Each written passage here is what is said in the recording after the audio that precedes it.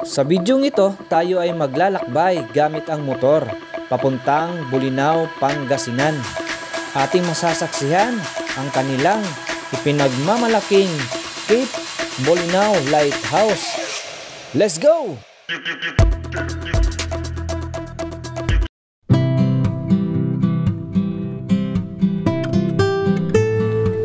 Napahinto kami sa isang lugar at nais ko rin ibahagi sa inyo ang kagandahan ng kapaligiran.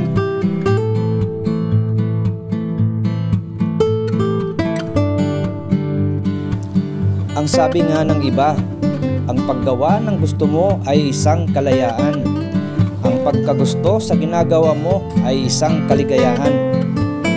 Ang layunin ay mamatay na may mga alaala at hindi mga panaginip.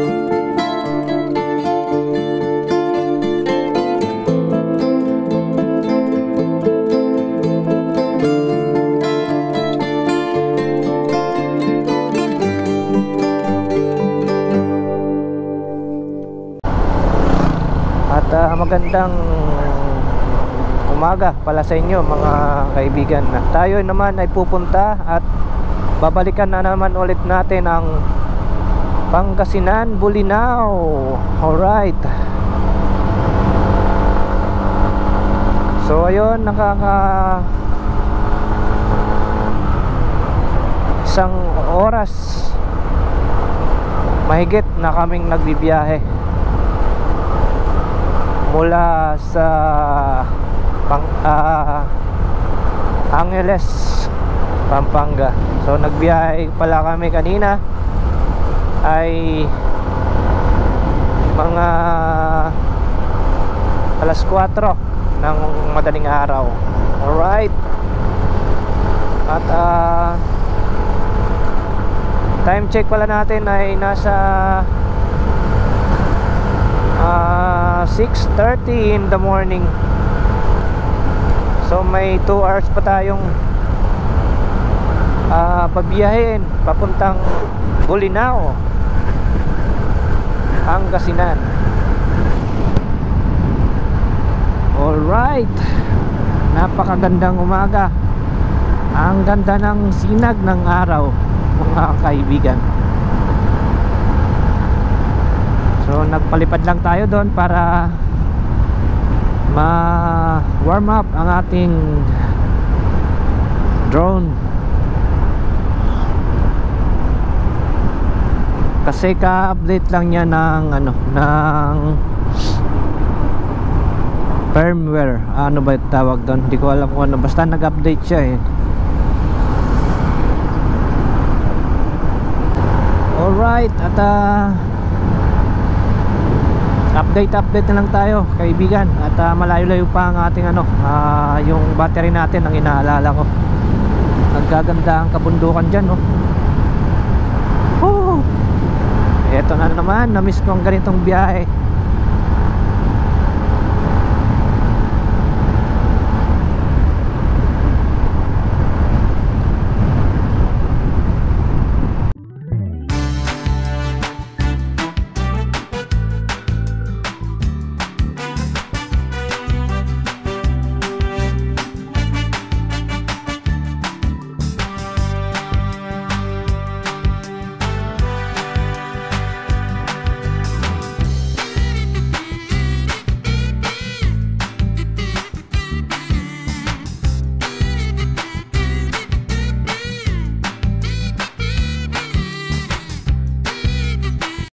May checkpoint tayo mga kaibigan.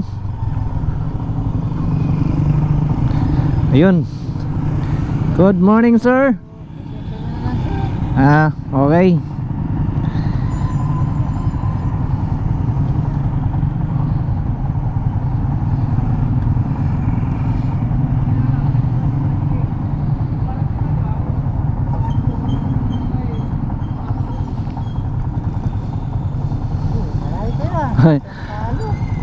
Hindi, ano lang yung di ko na inano yung paglipat ng ano eh, Pampanga talaga. Oo. Sa ano, Bulinaw. Oo. Oo. Thank you, thank you. Ingat-ingat ha. Thank you, Chip.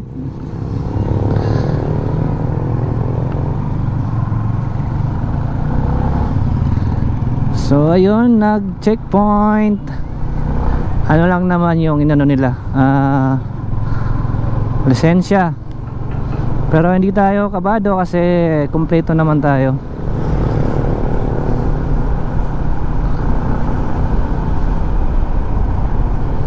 Ang babait nila, ang mga kabaro nating mamang pulis. So guys, nasa mga tarim na tayo. So inaasahan natin na marami pa tayong madadaan ng mga checkpoint kasi ayon sa ano ay malapit na talaga mag-eleksyon.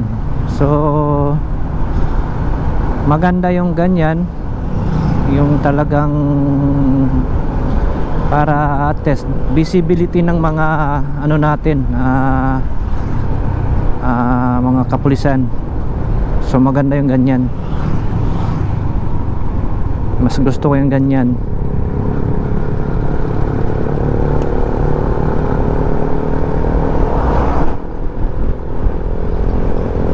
So nasa mga tarim na po tayo mga kaibigan.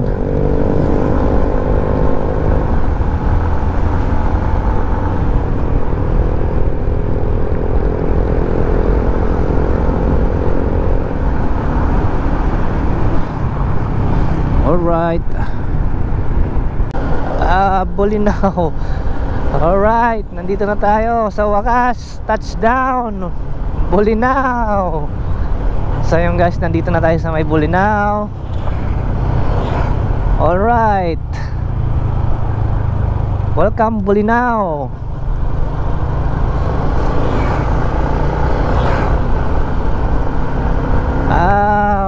Touchdown. Sa ilang oras nating pagbibiyahe ay narating din natin to.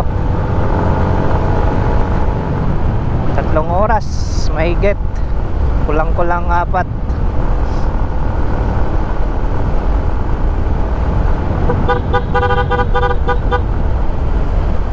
Andito na kami.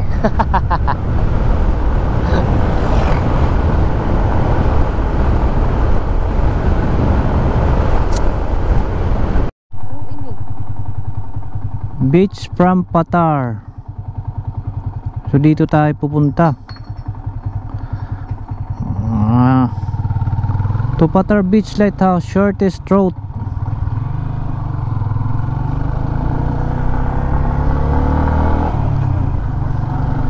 So dito tayo pinapadaan daw kasi ito yung pinakamalapit na daanan papuntang Cape Lighthouse. Alright.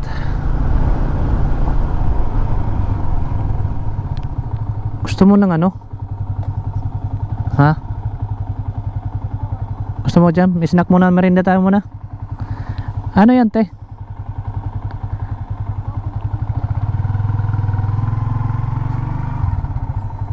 So magmerienda muna kami.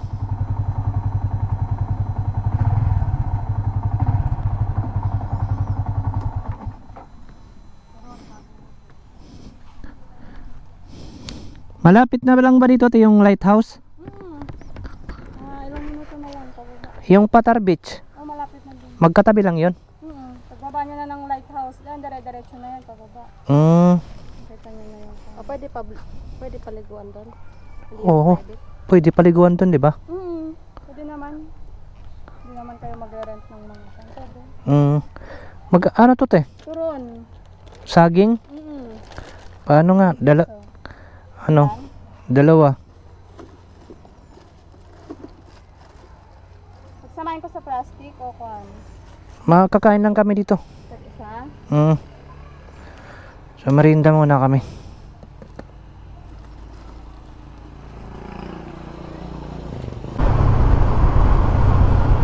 Alright, ayan na yung lighthouse, oh. Wow. Nakikita nyo guys yung lighthouse. Wow, andyan na. Andyan dito tayo sa may lighthouse.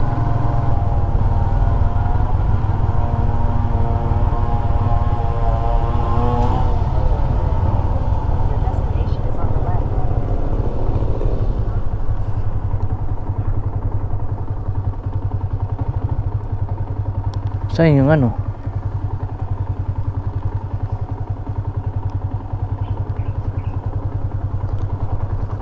Dito talaga yung ano.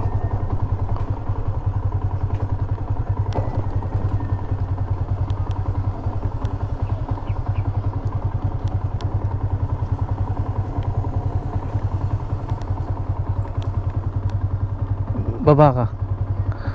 So ayun, nandyan na tayo sa may lighthouse.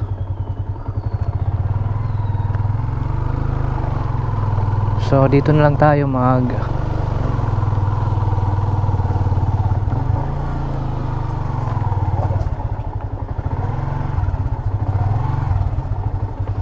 parking muna tayo dito.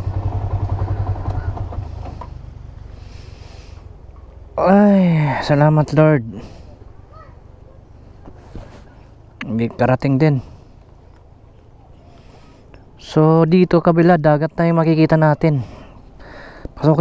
Pasukin muna natin tong lighthouse ng Patar. Ito rin ang gusto kong puntahan.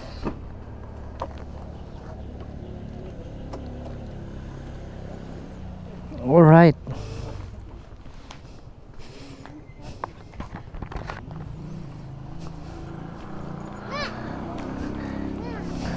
Tara, be. Good morning, sir. Sir, mamasyal lang po. May environmental na tayo, sir. Wala pa. May babayaran po tayong 40 pesos. Apo. Environmental. Pa-register na lang po yung mail. Kasama na yung ano, pupunta kami ng Lahat ng tourist spots dito sa Bolinao, sir. ito na yun. Pag may Manila Environmental, yung resibo nyo na lang po papakita. Ay, papakita na lang. Kaya tuwing lalabas po kayo ng resort or transient nyo, lagi nyo dadalhin to kasi may Papakita na lang. environmental. Ito na lang po papakita. Okay. Pa-register na lang po yung mail, sir. Magkano ba? Dalawa kami? 40 pesos. Dalawa. So, dalawa kami. Maglalag muna kami dito.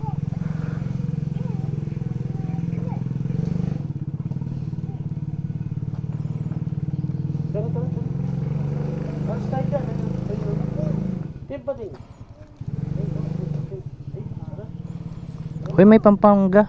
Bawal dyan. Yung mga nasa taas, sir. Pampanga rin kami. Sila, sir. Kasama. Pampanga kayo, tay? Sa ano kami? Sa Nunas, Angeles. Dito na, San Fernando. San Fernando kayo, tay? Oh. Zar, Parado. Zar? Ito. C-H. Oo po. Anong oras po kayo nakarating? Kanina, hindi, nag-check kami doon. Sa may Patar? Kagabi pa siguro kayo? Kahapon pa. Maganda ba doon, tay? Beach lang yung ano namin. Beach lang?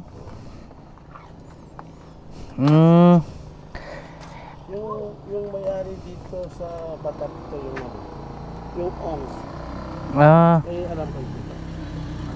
Yung may-ari dito, resort dito, sa baba.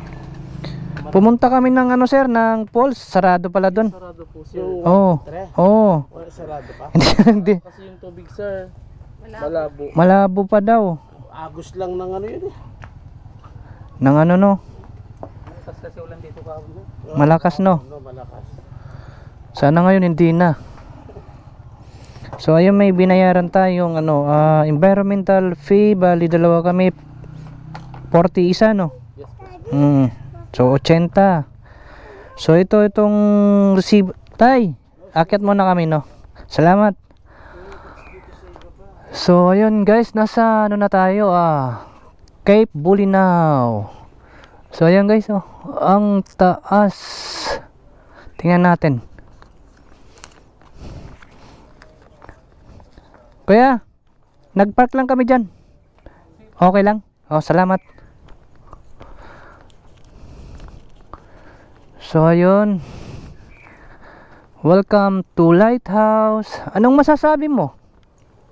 Maganda, syempre. Parang maganda. Maganda daw. Welcome to Lighthouse Tiguan. Samahan nyo kami sa dito. Sa dito.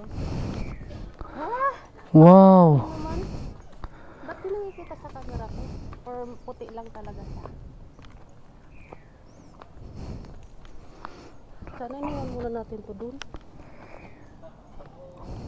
Hayaan mo na. Saglit lang naman tayo dito eh.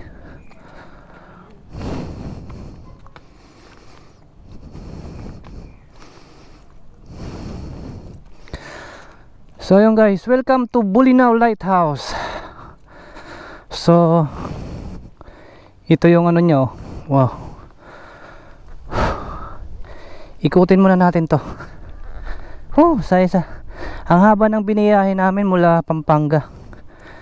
Na nagbiyahe kami dito na doon. Tingnan nyo guys, wow. Wow.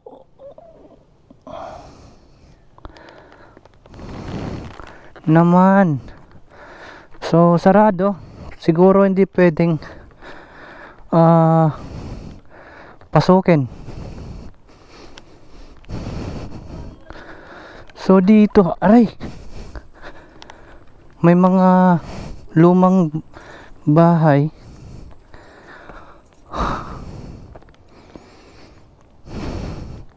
Wala naman tayong makikita dyan. Taas. So itong lighthouse na to ay it's ano ito,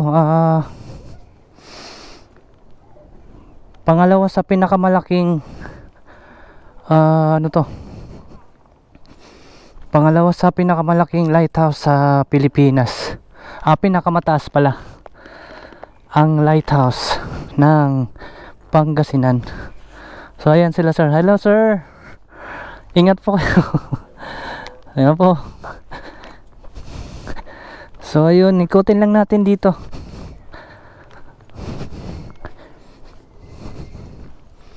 Wala na tayong makikita. Kundi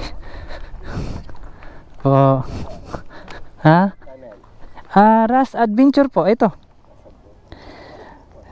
Kung sakali kung gusto nyong anuhan yung channel ko, pa-subscribe na lang. Ito. Dami kong sticker. Pagpasensyahan mo na yung sticker ko. Sniper din kayo, sir? Opo. Ay, sniper. Tatlo kayo. Salamat, thank you. Oh, thank you po. Ingat ha. So ayun, may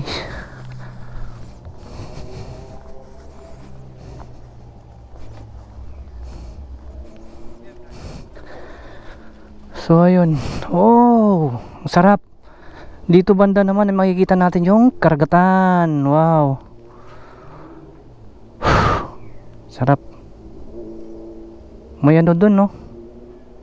Parang isla.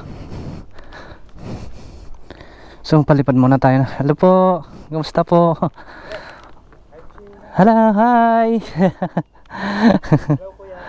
Hello. Palipad muna tayo palipad muna tayo ng ng drone. O yung natin kasama natin. Wow. Nag-ano na siya, oh. Oh, Superman dar na daw. Palipad muna tayo ng drone.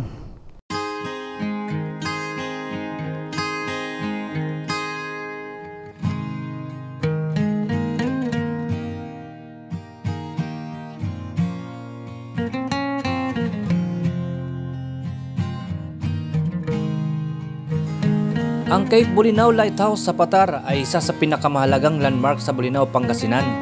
Isa ito sa pinakamatandang parola sa Pilipinas at matatagpuan sa Ponta Piedra Point, isang matayog na burol na solidong bato na siyang matalas na punto ng Cape Bolinao mismo.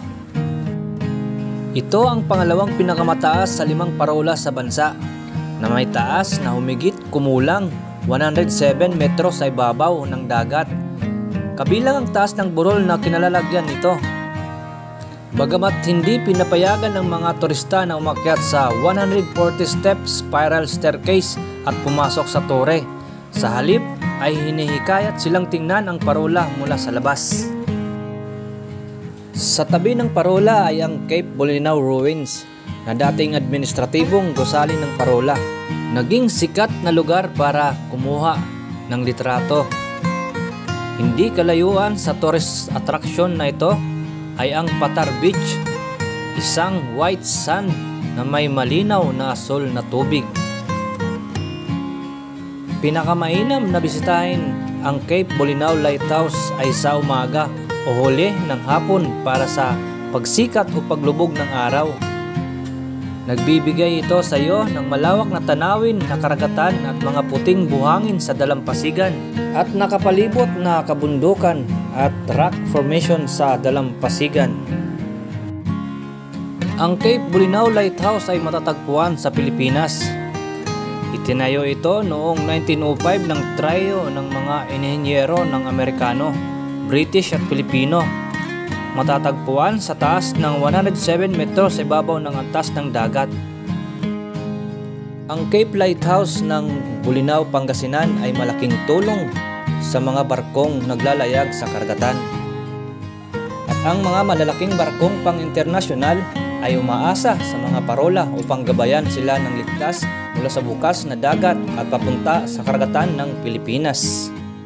Kapag nasa loob na ng karagatan ng Pilipinas, tinutulungan sila ng mga parola na magmaniobra sa makitid na mga kipot at daluyan nito na nagtuturo ng mga ligtas na daanan at tumahantong sa mga sasakyang pandagat sa kanilang destinasyon ng mga daungan. So ayun, at nakaihi na daw siya. Tapos at huling silip dito sa may lighthouse. Silipin muna natin ang napaka gandang lighthouse na to. Wow, tingnan nyo, ang ganda. Ang ganda. So paalam, hanggang sa muli, lighthouse ng Pangasinan. So pupunta naman kami sa may Patar Beach. Malapit lang yan dito, guys. So ayun. At tayo doon sa falls nila. Hindi tayo nakapasok doon kasi nga bawal. So ito, dito na lang tayo sa beach. Di naman na yung gala natin ngayon. Successful pa rin. 'Di ba, madam? Success pa rin.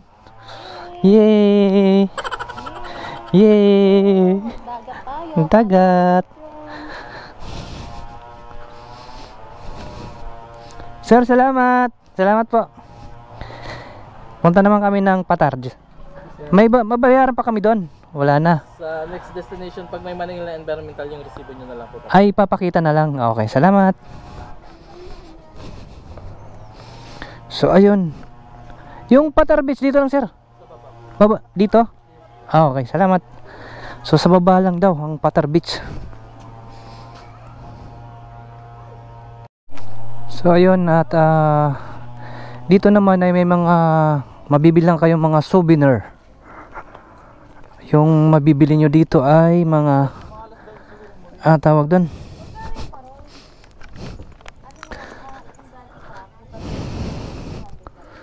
So ayun, kung nagustuhan nyo yung mga magaganda sa mga shell,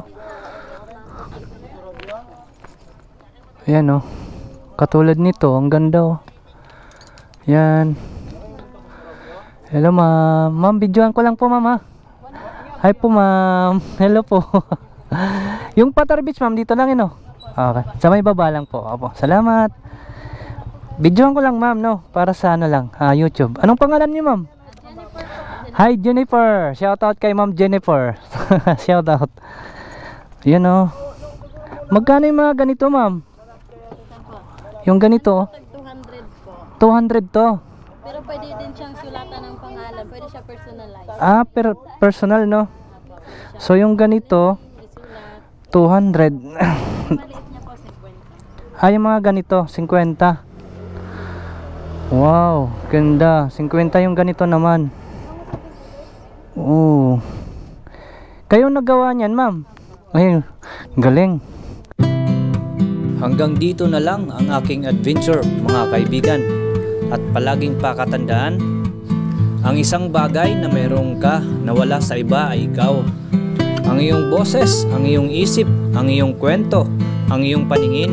Kaya magsulat at gumuhit at bumuo at maglaro at sumayaw at mabuhay lamang hanggat maaari. Ang lumikha ng sariling mundo ay nangangailangan ng lakas ng loob. Paalam kaibigan, hanggang sa susunod.